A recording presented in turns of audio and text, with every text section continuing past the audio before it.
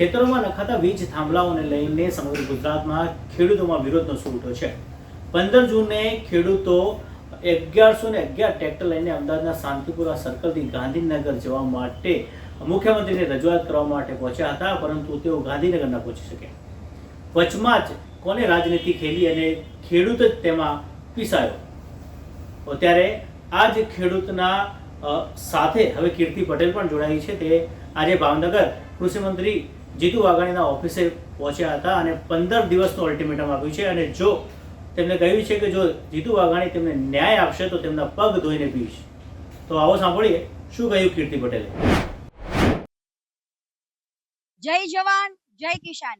આજ રોજ અમે ભાવનગરની અંદર જીતુભાઈ વાઘાણીની કાર્યાલય આવ્યા છીએ। કૃષિ મંત્રીના ખેડૂતોને એકદમ યોગ્ય ન્યાય મળે ને એના માટે અલ્ટિમેટમ આપવા આવ્યા છીએ કે 15 દિવસની અંદર ખેડૂતોને યોગ્ય ન્યાય મળે અને યોગ્ય વળતર મળે એના માટે જે બીજા બધા રાજકારણ કરે છે, જે બીજા બધા પક્ષોના અને પોતાના રોટલા શેકીને જતા રહે છે અને ખેડૂતોને ખોટા આંદોલન કરીને માર ખવડાવે છે અને ખોટી રીતના ભેગા કરે છે।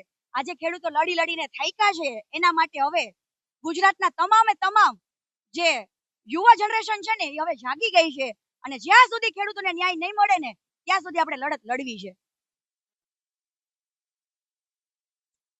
હમણાં તમે જોયું આંદોલન અડધેથી રોકી દીધું, પાછું વળ્યું, બરાબર। જોઈ તો વળતર ન્યાય ન મળ્યો અને મને તમામ જગ્યાએથી મેલ આવતા હતા કે કીર્તિબેન તમે આટલી બધી લડત લડો છો તો ખેડૂતો માટે કેમ નહીં? તો હું પણ ખેડૂતની પુત્રી છું, હું પણ એક ખેડૂતની દીકરી છું, તો કેમ ના લડી શકું?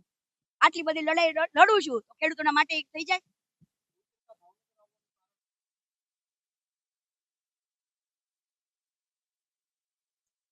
એ નિવેદન વિશે મને કઈ ખ્યાલ નથી, હું તો ઓલરેડી નીકળી ગઈ છું, સુરત છેકથી આવી છું।